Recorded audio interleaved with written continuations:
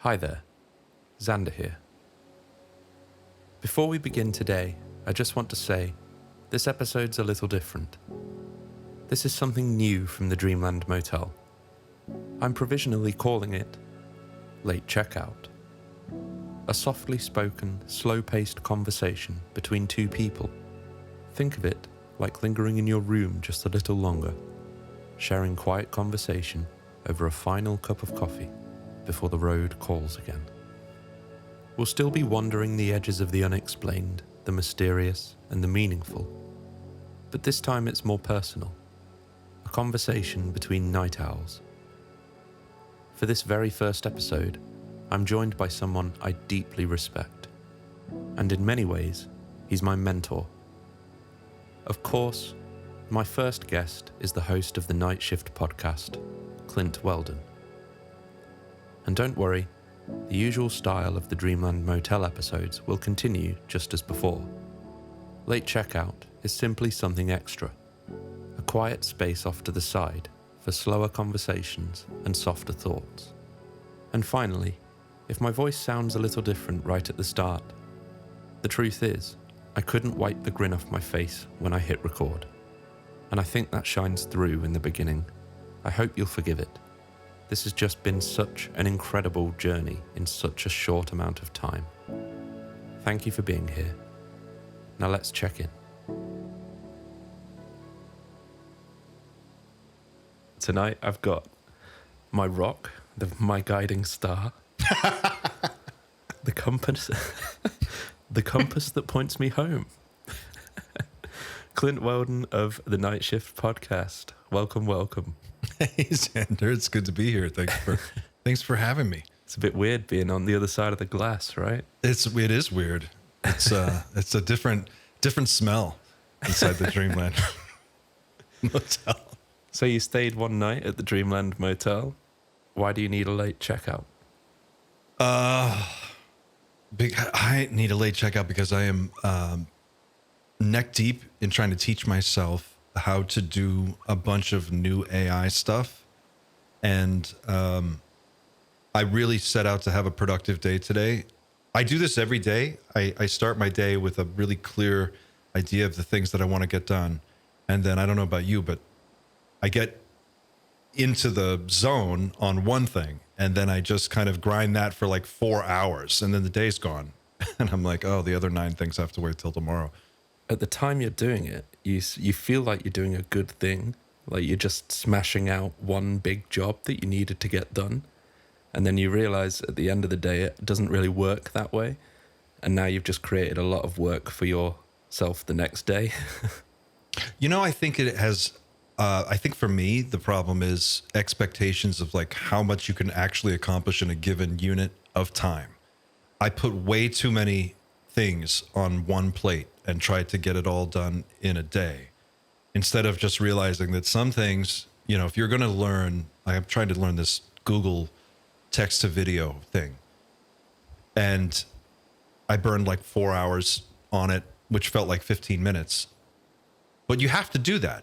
You've got to, and I didn't really get much done. I don't think I accomplished much in a material sense, but I just played around with it.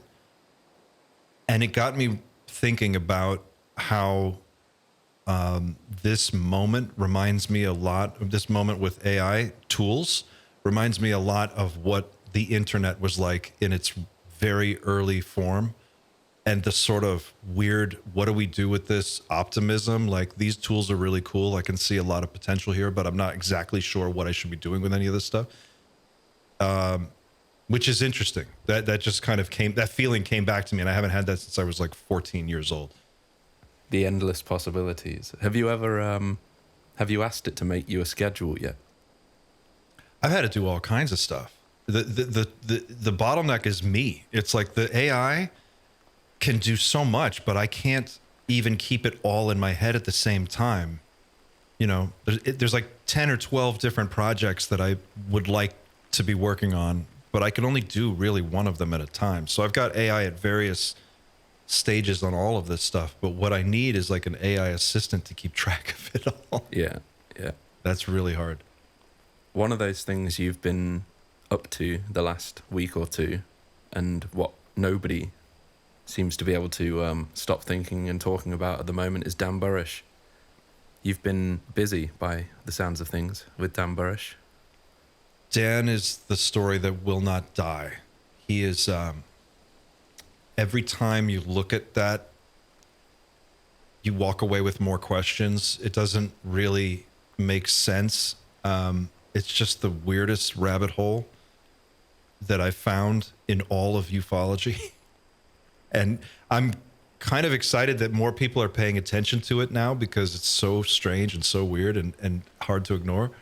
But yeah, I just am more confused than ever. And the longer I look at it, the weirder it gets. So Dan Burish as well is the reason why we have an association, because that's the first, after seeing you appear on another podcast, I found you, then saw your Dan Burish video blowing up, and I spent probably the next week or so consuming all of your Dan Burish content before just needing to get in contact with you. So Dan Burish brought us together as well. Dan Burish brought us together. It's true. And which is funny because I look at that video now and it just seems so silly to me, but in the moment, it's just me reacting to this interview that he did that now I've re-uploaded without me in it because I think I probably took away a lot of the excitement. I had to watch both in the research for this video that I've just finished making, well, just in the middle of making. So it's nice to watch it through all the way without somebody jumping in every few minutes to freak out. Yeah, but also the interruptions were nice because it's very heavy listening to Dan. How familiar are you with all of his interviews after that one that you made your video on? I've watched a number of different videos of Dan talking to his wife. I've watched the one where he's in his office and he's getting, he's having this discussion with her about something that didn't go right, some issue or some problem they had with the group that they're working with, and he's like complaining about it. And I've watched the Caltech presentation, you know, a bunch of different things. And the thing with Dan Burish is that the biggest criticisms leveled against him by people in the community or people who have, you know, been exposed to his story are, they'll say he's not a real scientist. He's not who he says he is. I've heard people say, well, he was just a security guard at a casino. He wasn't, anybody that would know anything about the UFO program. But that just never jibes with what you see when you watch him. What you see, what you hear. Yeah, he seems to, at least in principle, have a lot more knowledge about the task at hand than a security guard would have from a casino. I mean, when those interviews took place, you couldn't just go on Google and have a quick cram session to find a language that will convince a lot of people. It didn't exist back then, whereas now you could do it. I could do it in a day, but this was 2003, was it? Around this that was time? Early 2000s. I mean, it's really pre-YouTube or post-YouTube. You could think of it in those terms. Like, the access to information was just so much more limited at that time. And it's so easy now. It's almost information overload. But at the time, to really do something that was as detailed as what he describes, if you were to make something like that up, I mean, people do it. You could write a novel that's that detailed. You could write a screenplay that's like that. Certainly people do it. You could write a monologue and sit there and memorize a 90-minute monologue. But it's clear that he has some scientific knowledge. He has some medical background training. I mean, it's just the way that he understands the questions and responds to them in different ways at different times. This isn't something that he's memorized. This is like when he talks, he's describing a real lived experience that has detail and richness to it that is hard for me to imagine somebody faking. Parts of his story as well do tend to sync up with other parts of UFO lore. Now, it's not impossible that he managed to get hold of videotapes or maybe even video footage on the internet at the time of Bob Lazar's testimony, but it's quite clear that if he's making this up, he would have had to have studied Bob Lazar's story in great detail, because even the phrase like Project Sidekick, Project Galileo, like they're all the same as Bob Lazar. They are part of the same universe, no matter which way you look at it. If he's either making it up and drawing off Bob's story, or they're both making it up, or it's real. There's no other option there. Of all the people who have come forward from the UFO community to describe their, alleged work in whatever program, two of them have been so detailed that their descriptions can be literally visualized by other artists, right? Or by artists. So you've got Bob Lazar, who Luigi and the team at Project Gravatar are doing this painstaking recreation of every single detail of his work experience in this virtual reality simulation. It's going to be part of this documentary. Like, they've gone to extreme pains working directly with Bob to recreate every detail of this story as precisely as possible. And then you've got a guy like Dan Burish, who, if his story is true, worked at S4 longer than Bob, was involved in a much more in-depth program than the one Bob was involved in that spanned many more years. And he would have had more access as well. He would have had more access than Bob Lazar.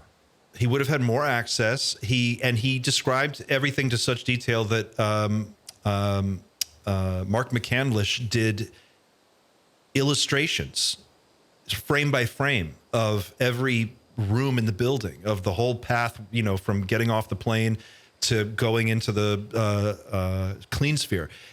Dan Burish describes being on the Janet flight that goes into S4 and the music they played on the flight. He talks about the signs on the runway, the little silly street signs that point, in whatever direction,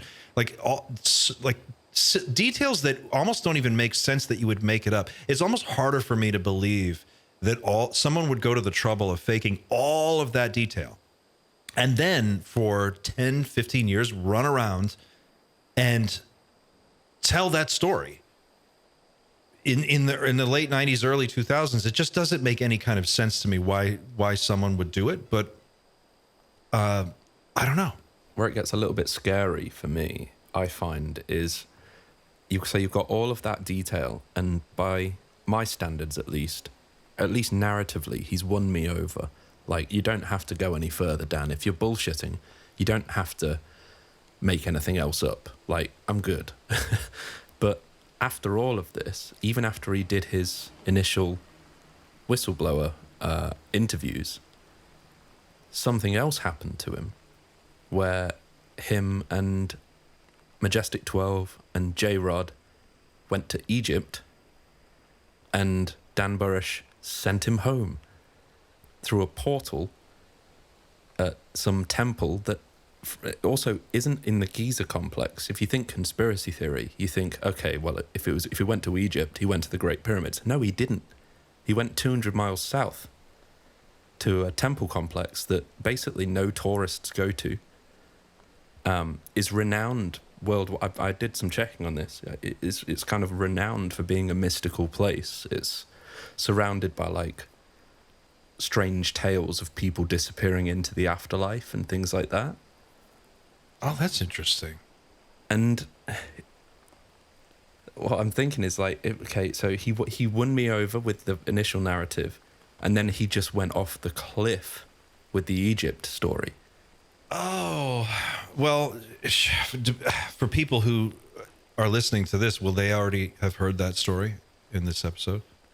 So for those that don't know, for those that haven't watched any of the Burish videos that are out there, after his time at S4, he was no longer meeting with J-Rod. He'd had this big download from J-Rod. J-Rod had kind of pounced on him and given him a load of information.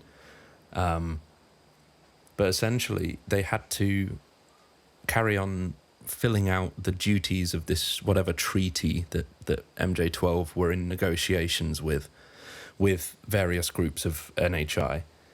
So they had to take J-Rod to Egypt, which is where one of these natural portals exists, where basically the J-Rod could communicate with his folks, presumably wherever the hell they reside,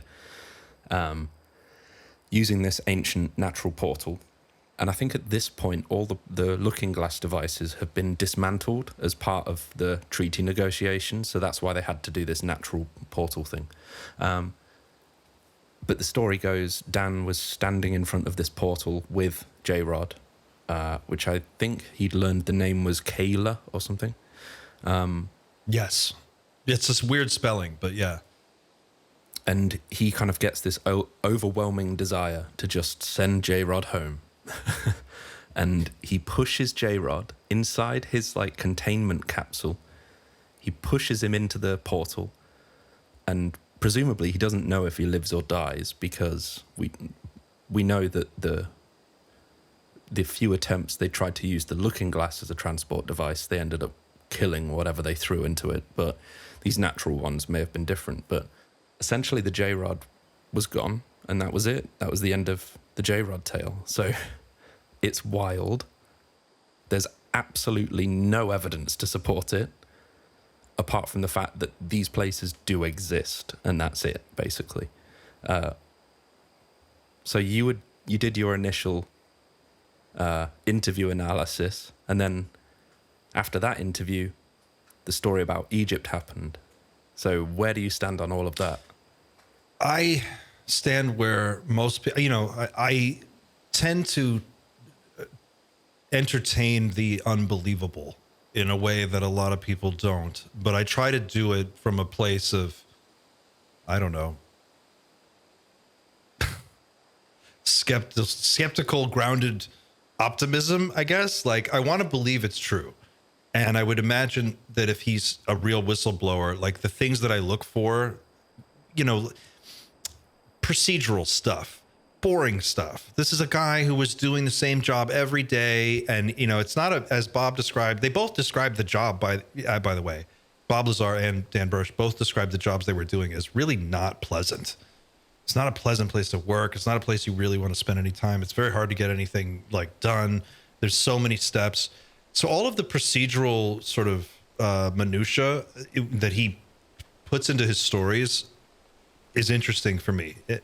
The more spectacular aspects of what happened with these like Stargates and J-Rod, I do have a hard time with those because they are pretty Hollywood. Extremely, yeah. So, but then again, everything we're talking about, like as soon as you want to step into the world of UFOs, you're in like Hollywood world. And we've come this far. We've come this far. So, I mean, some of it, that's the thing, some percentage of, if you take the topic at, at large, like if you just zoom out and you take ufology as a whole, some percentage of what we're talking about is true. We just differ on the specifics and to what degree we can prove the details. But we do know that some percentage of it's true. So whether it's 5% or 10% or, any of it is spectacular and beyond imagination and would be world changing. So you have to allow for some of that. Regardless as well, I appreciate the narrative. It's a very interesting story, and you mention it as some form of optimism around the story. Yes, it's basically impossible to believe, but I can still appreciate it. It still fills me with wonder and excitement for what all of this might be, I guess. Based on his description of J-Rod and it being sort of like not your typical looking grey, so to speak, does it have a place where it fits in the wider landscape for you? So, Bob, obviously, they have to exist in the same landscape. either way. Bob and Burish, they're in the same camp. One of them or both of them might be lying, or they both might be telling the truth. But we know that whatever the case, their narrative fits in the same timeline. But can you fit that narrative into any other timelines or any other stories that you've heard from ufology? Oh, Dan talks specifically about this way, the means by which the being J-Rod interacts with the physical craft that he arrived in, and he describes fingertip nerve pads that have a retractable sort of sheath, and then the nerve endings can be exposed, and they come into contact with the console or a console on the craft, and that allows the creature or the being to bond with the craft itself, and then the way I understand it, they become essentially one unit and operate as if they are one thing. The craft becomes like an amplifier for the being. I have heard echoes of that or various versions of that from different sources, and that sounds plausible to me. Like, there's been discussion about consciousness being used to operate the craft, and there are other conversations about whether the beings communicate with the craft through some kind of headband device or a helmet. Sometimes it's through the hands. Sometimes, I think Bob described the interior of the craft as almost like empty, almost like there's nothing in there. So this idea of the being having some kind of direct bond to the craft, I think, is interesting, and I have heard that elsewhere.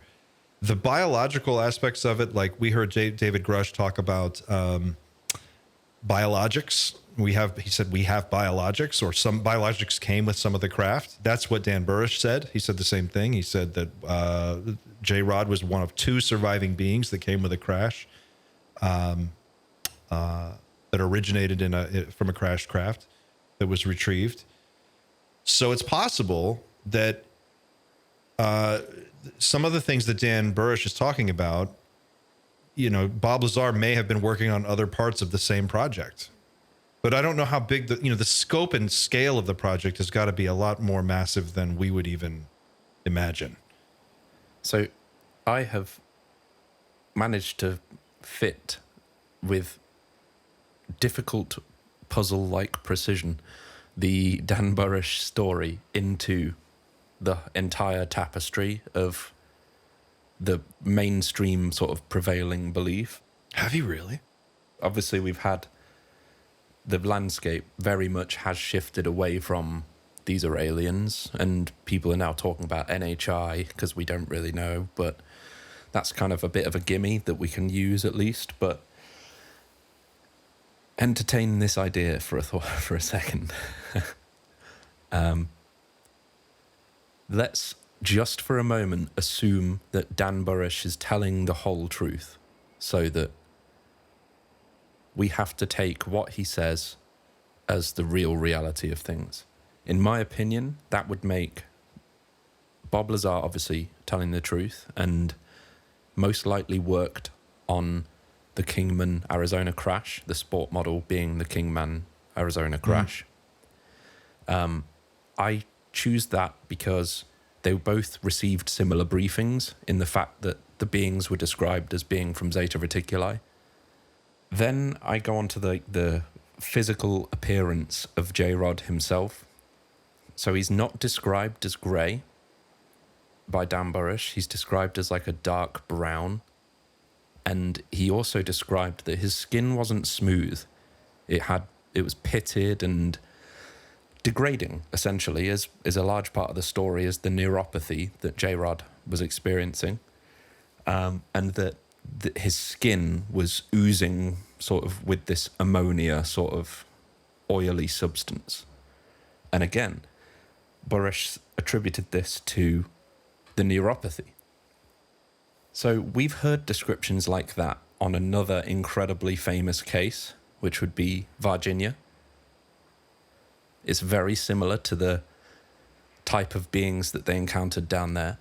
Not only that, but it would explain why Dan was put into a spacesuit inside the clean sphere, because those guys in Virginia, at least one of them died by picking up this J-rod. Which they all said smelled really bad, too. They said it smelled like, what did they say it smelled like? Like ammonia, like sulfur. Ammonia. The interesting thing I find is that Dan was given a real nugget that he could have played with, because in the interview that you talked about, the interviewer described the fact that some of these NHI do have a smell about them. And Dan could have said, yes, you're right. I agree. I've smelt it. But he didn't. Yes. He said, I wouldn't know. I was in a spacesuit. And he thought about it for a second. He was like, and he kind of made a face like, I'm trying to remember if I've ever smelled like anything. Yeah. And that's a really important point. He said it made sense, at least, based on the knowledge that he has of them from a biological standpoint. He said, yes, that could be the case, but he doesn't know. That's the thing about the way he tells his story that I have, you know,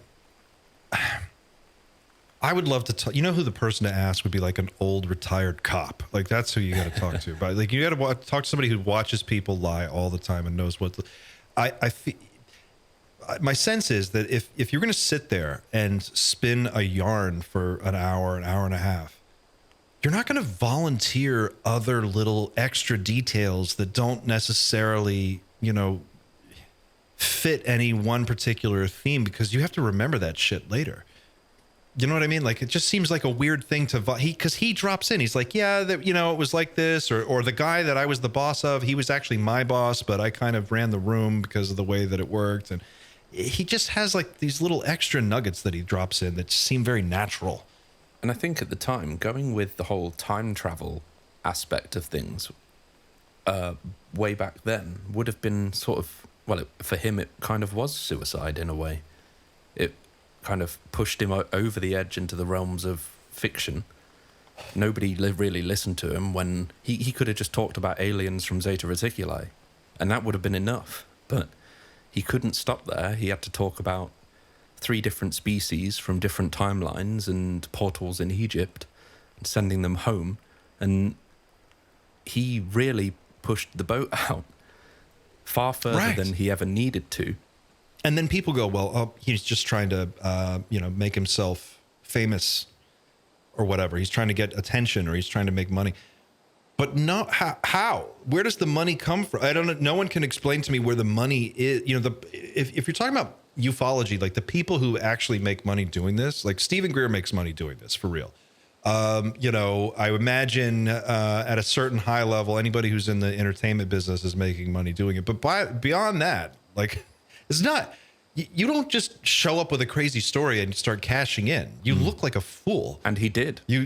No one wants to be this person. No one wants to just go sit down in front of a camera and talk about crazy, goofy shit and then just look like an idiot. I don't understand where that motivation would even come from. And so, yeah, I do have questions about it. And I wonder, you know, there's this recent sort of thing I talked about on the live stream last week about George Knapp and how he was asked about the story. And my issue wasn't necessarily with George not believing Dan. That's not the issue. If George doesn't believe Dan, then I accept that. George is a pro. He knows what he's doing. But the problem I have is that George Knapp said Dan was none of these things. He's not a scientist. He's never spoken to Caltech. He's not a, you know, XYZ. And he really went after him in a very animated way. And we know with a 30-second Google search that none of those things that he said are true. That's what's weird. It seems very clear to me that Dan does have the educational background he says he does. It's not just the Caltech interview. He appears in Who's Who magazines for, like, these universities put out very prestigious, very selective journals, and his name appears in some of them. And you can't fake that. That's like another research department at the publishing company. Like, they put that out. They've got to come find you to get your name in that book. You don't just like submit to something. And there are affidavits as well, I believe, from other people that claim to have worked at Area 51. So, yeah, there's definitely something to him. To what degree, I don't know. But just to finish off my idea about where the Virginia aliens then fit in with the whole landscape, because we're still left with this gaping hole of, well, what are all of these other greys that everyone else is seeing and talking about? The ones that are faceless, sort of emotionless beings, smooth skin, no emotion, robotic, basically.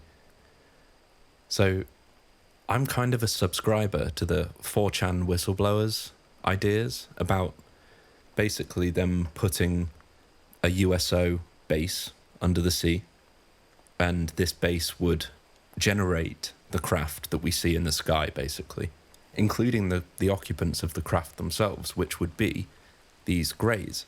Now, the 4chan whistleblower did say that they are basically AI life forms, and it gets me thinking, when we as humans attempt to make humanoid robots, we do try and make them look like us, and the class of J-rods that these are supposed to be, they're all suffering from this horrible degenerative disease. But perhaps they are the creators of the clones, the typical greys that we see, and those greys aren't obviously affected by any sort of neuropathy because they're clones, they are effectively machines. So, provided Dan Burish is telling the truth, I believe that's a reasonable way where it all fits together. Obviously, that there's a huge caveat there, which is Dan Burish telling the truth? We probably won't ever know an answer to that question. But see, this is what's so cool about this, right? And this is why I think with the proper mindset, one can definitely discuss the topics that we're talking about in a way that is fun and exciting, but not alienating, no pun intended, like to the general public. Because again, some percentage of this is true. So it's not whether or not the greys come from Zeta Reticuli or there's some kind of like, progenitor civilization or they're future humans. It almost doesn't matter. What matters is there are greys. Fact. There are greys. There are beings that look like that. That is the description for a reason. Tens of thousands, if not hundreds of thousands or millions of people have encountered these beings in various forms and in various scenarios over the years, up to and including children, and some people multiple times throughout their lives. They describe them in great detail. And whether or not, whatever their origin story is, it's like I feel like lately we've almost gotten so lost in the weeds trying to figure out what the specifics are that we've lost sight of the general big picture, which is like, oh my God, they are real. We have biologics. We've got the craft. That's real. So like, for me, I look at it all, I sit back and watch it like a movie. It's almost like I don't need the full reveal until we get to the full reveal. I'm okay not knowing for a while, for 3 or 4 seasons while we figure out, who the characters are and what's going on. But one thing that does seem to be true, the longer we are in this, is that we find out more elements of it are real. Like the consciousness thing is a real thing. The craft, the biologics, those 3 pillars are kind of there. So that opens it all up to, if what Bob Lazar says is accurate and they have gravity control, then they do have time machines. That's essentially what it is. It's a unlimited energy time machine, consciousness amplifier, quantum computer. That's what a flying saucer is. I always get this image in my head of the time machine because it's described as having, the Looking Glass machine is described as running on element 115, essentially. But they also describe this like cylindrical bin. Now that reminds me of the bins that they were in the bottom of the sports model craft. Just the big barrels that were gravity amplifiers. Oh yeah. They look like almost like a lamp, like a trash bin. Hanging from an arm or something. And it makes me think: did they just rip one out like spray some argon gas around it and see what happened. But it seemed like the way that was described. Bob Lazar said they fucking cut into an antimatter reactor with a laser and blew it up like an atomic bomb and killed like 4 guys. Like that was his first day. He shows up and they're like, yeah, the guy you're replacing. You see that laser cutter over there? Don't touch it. Holy shit. Well, this is the part of the story that I think is almost arguably more interesting than the aliens themselves, although they are the most interesting. But a close second would be the procedural stuff. Like the guys that, you know, there's wrench turners and there's like grease monkey guys that work in and around the facilities. You know, there is the physicist probably who has to understand how the antimatter thing works, or the element 115 gets machined in the right shape or whatever. But there's also like the lunch lady, Todd, the guy who plugs the hose in to the hydrogen tank, you know, and then goes and has a sandwich. There's also like, you know, these are people, and they are seeing the unbelievable in a very like regular 9 to 5 Monday through Friday context. And I think in a certain way that's kind of funny. That's what I tried to do with the Day at Area 51 episode that I did. Yes. I really wanted to just make it seem very mundane. The idea that the guy's entire job was to just sit there and do nothing. He had to sit there and watch this object that ironically only moved when he wasn't looking. So the whole thing kind of becomes a metaphor for that. Just it really might just be a bunch of dudes running around in the desert, not knowing the foggiest thing about what they're doing. And it kind of echoes the idea, because literally a guy died just cutting into one just to see what happened. So, okay, interesting sidebar on that. There was it Eric Davis? I think it was. You'll remember, because I think we both saw this. I think it was Eric Davis who was saying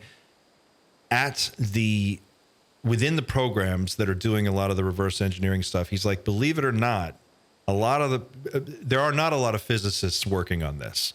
He's like, what we have are engineers. We got a lot of engineers, a lot of, aerospace guys. But in terms of like actual theoretical physicists, we don't have any. And that bottlenecks the way that the progress gets made. So I would imagine, to some extent, a lot of what they're doing is just like hands-on, you know, like what's in this thing? I don't know. Cut it open. Let's find out.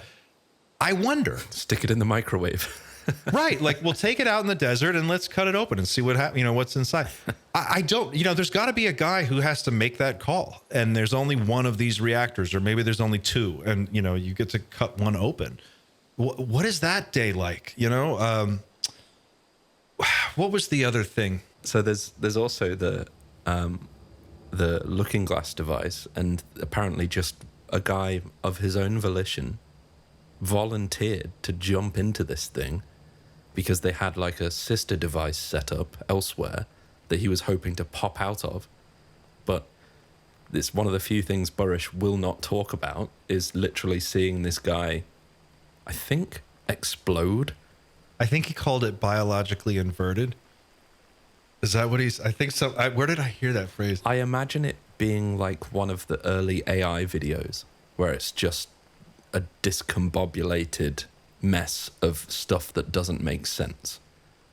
So there's a scene in Star Trek, the motion picture, where they're getting the crew back together. This is after the TV series had ended and the first film, Star Wars, had come out. And then I think at the time it was, I guess it was Paramount. I don't know who owned Star Trek at that time, but they wanted to make their big space movie. And they made Star Trek, the motion picture, which was like a big, beautiful movie, but it was very slow.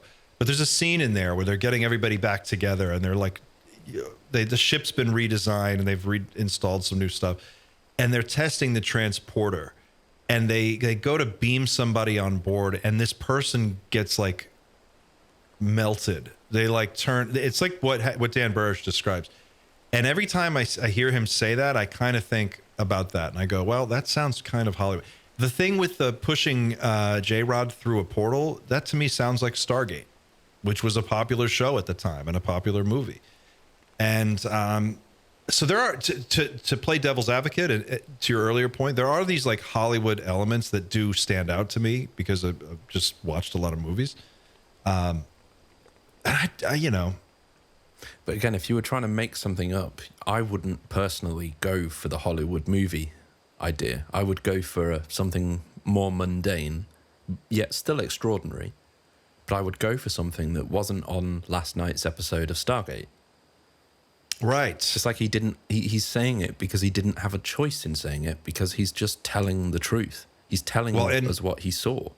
And in a hilarious twist of irony, there's an episode of the show Stargate where on the show, the Air Force allows a TV production company to make a television show called Wormhole Extreme, which is this crazy, ridiculous show based on the events happening to the characters in the show. So it's like this meta play on a show within a show about this idea that, and then they have a meeting, a production meeting, and the general in charge of this whole program goes, if they ever find out about our program, we can always point to this TV show and say it was just the show. And it makes one wonder, then you go back into this sort of like recursive analysis where you go, is that why they would have gone through Hollywood and planted little bits and pieces of the truth in movies and TV shows, like seeding them throughout our pop culture, so that if it ever did leak, they could just go, oh, you watched E.T. when you were a kid. That's what you're thinking about. I think as well, it's a bit of a misnomer, I think, when people assume that, oh, Hollywood must be in on it.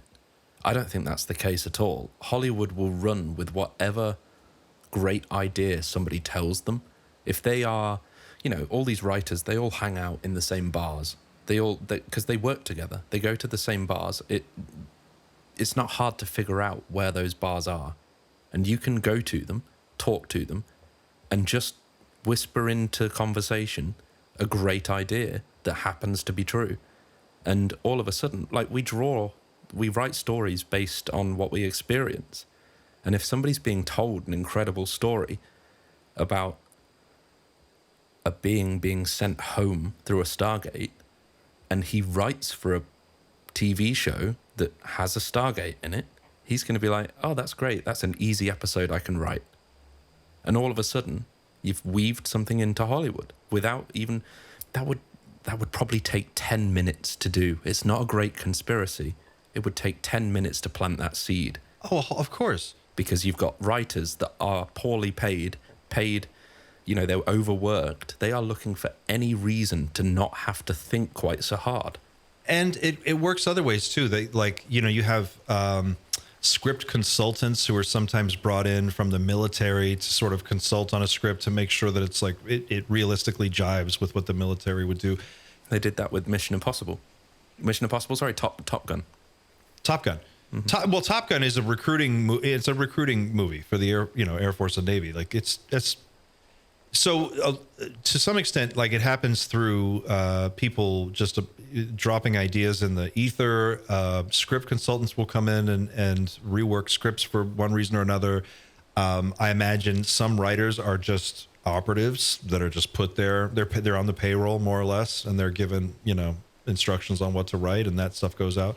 There is the first 4 seasons of the X-Files. I talk about it a lot, but it literally reads like, if you watch it, it's like a play-by-play of every single step of where we're at today. The stuff they were talking about on that show, they were showing in a fictional sense. It is now the stuff that is happening in real life, in real time, and up to and including abductions they were talking about. Tim Taylor as well, wasn't it, that was talking to Diana Pasulka and allegedly took Pasulka and Gary Nolan to a gift site, a donation site. And he said, you might recognize this from the X-Files. Because they literally did like one of the episodes where you it can happened. go. You cannot lose. I guarantee you will get every penny's worth of your time out of the X-Files. It will be a great investment. It is so entertaining. They show crash retrievals. They show, and they do it in a way that is dated. It's early 90s, mid 90s network television. But at the time, for the amount of information there was out there, to see a crash retrieval visualized on a set with 150 actors and like they're doing it. No other show came close. Nothing else since has done it. The show jumps the shark by like the 5th season and really starts to go, it gets diluted. But the first 4 seasons is so solid. There's a whole storyline. There's like a 4-episode arc where a guy gets abducted. They drill holes in his teeth. They keep taking him. He thinks he's going insane. And, you know, they slowly tease all this stuff out. I wish they would reboot the show because it would be off the wall good with today's techniques. But yeah, man. And then you have the Spielberg story, Steven Spielberg, saying with all seriousness, after a screening of E.T., Ronald Reagan stood up and turned around to a room full of people and said, everybody here knows that some of the stuff that happened on that screen is true. That's crazy. Either Steven Spielberg is a liar, which is, you know, like, is he? I don't think so. And he's making this crazy story up, or it really happened. And if you believe it really happened, then do you think Ronald Reagan was a liar? Do you think he was just being a bullshit artist? Was he just making a joke? Or, making a joke? Yeah. Like, why? That's the thing. I think that culturally, the stigma has evaporated to a degree now that it has become comfortable for a lot of people that would have never talked about this stuff openly to at least start opening up about it. And I think that also is now starting to make it harder to joke about when you're in a position of power or potentially a position to know some of this stuff.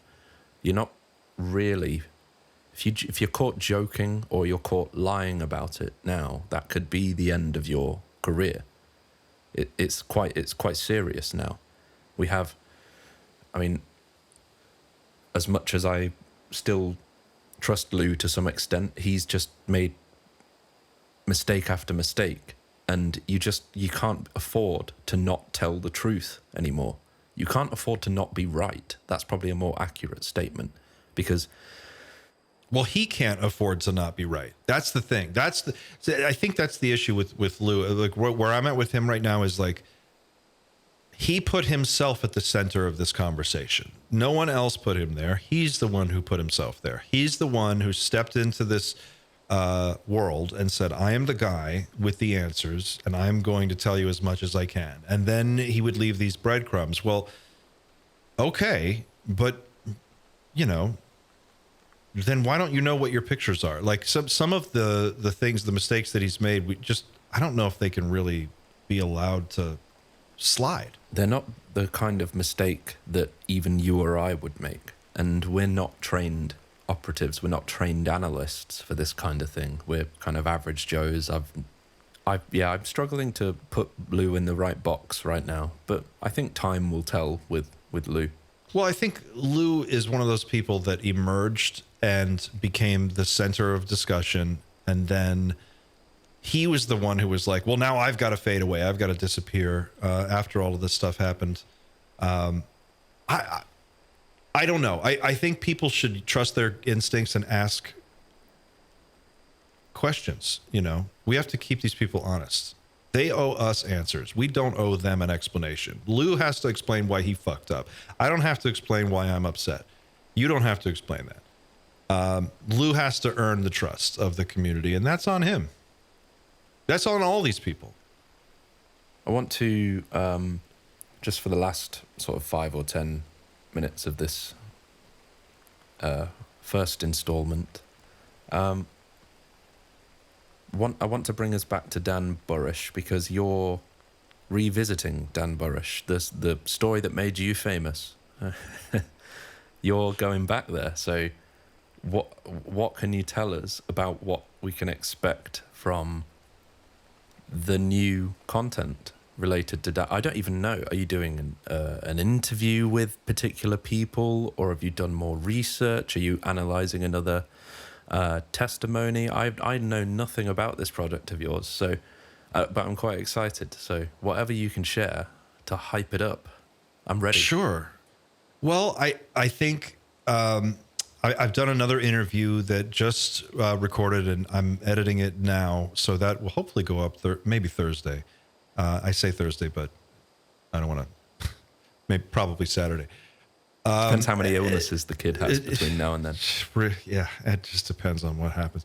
But a new interview on someone who is a Burish, we call him Dan fans now, someone who's been looking at him for a while and has some really great points, some observations about the case that I think are worthy of note. I'm looking at some of his other interviews. I'm talking to the woman who, I reached out to the woman who asked George Knapp that question at Contact in the Desert, and I'm trying to get a dialogue going with her to find out exactly what did or didn't happen in that encounter. So it's just one of those interesting stories that has come up again. And because his name resurfaced in those Schellenberger documents associated with Immaculate Constellation, I just want to take another look at it. So it's a couple of different things kind of all coming together over the next few weeks. I feel like the reason why he's returning is because it was so long ago now, really, compared to, like, we talk about this as if it's that long, but it's not. When was his last interview? It was sort of 2006. Yeah, I think 2006, 2008, something like that. So less than 20 years ago. But just in those 20 years, the world has changed in a completely profound way. There was no iPhone in 2006. That came out in 2007. So just like, think about that. Yeah. We're 16 iPhones deep. And so now we have iPhone 16 as a tool to help us revisit what's going on. But obviously we have more appropriate tools like ChatGPT. We have, I'm a ChatGPT user, but there's at this point, there's dozens of equally good AI models, all tailored for specific things. And then we have the quality of some of the researchers these days. We have like UAP Gerb, we have Richard Dolan still on fire when it comes to his research. And I forget his name, the guy that did the burisharchive.com. Oh, Brian Jackson. Yeah, I mean, his work has been brilliant. And he's got new things coming with, he's always updating that site with new Burish information as he discovers it. So for listeners, that's burisharchive.com.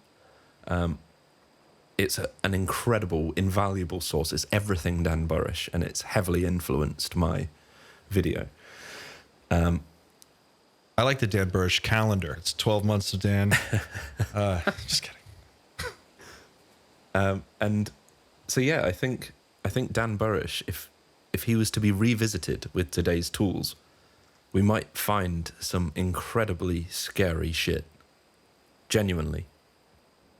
I think we'll either find some horrific, positive corroboration, but in a scary way. We'll find out that he's, I don't know, under the protection of a secretive organization or something like that. I just imagine there's something weird going on. I think to broaden it out to present day, and just take a lesson from the Dan Burish story, I would suggest this: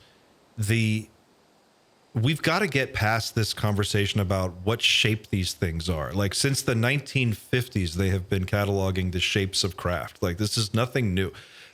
We need to ask questions about who are flying these things. Who are these biologics? Who are we dealing with? What are the names of these people who are working on this program? Like, Dan Burish's story is about people. It's about the program. We need to get into that part of it and not get so... I'm afraid that we'll get lost on this other track of thinking about the mystical connections between consciousness and the phenomenon, that we forget to focus on the nuts and bolts, like real stuff that we can actually go lay our hands on. That's the secret. That's going to be the thing that really changes the conversation when we can find that.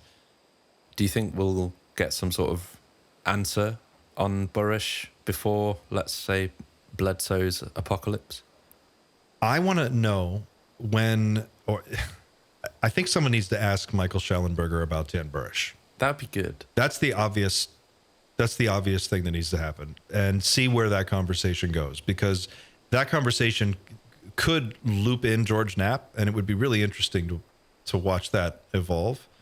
I'd like to know what Jeremy thinks about the story, since he wrote the cover letter to that document. I think he's probably got something to say about it. I don't know. I want to hear what these guys think. We'll leave it there for tonight, but thank you very much, Mr. Clint Weldon from the Night Shift podcast. Obviously, all of my current subscribers, or at least the vast majority, already know where to find you, seeing as they were there with you first. But yeah, you stream on Wednesdays, and then we stream together on Fridays, and then you put out videos on a sporadic basis, but regular. Is that right? Regular. Well, I try to stay regular, as much as possible. That's a fiber thing, but I get 1 or 2 videos a week and then 2 live streams. We'll see how that goes. Excellent. Okay, well, we'll leave it there. Clint Weldon, thank you very much for being the first guest. Thank you, Xander.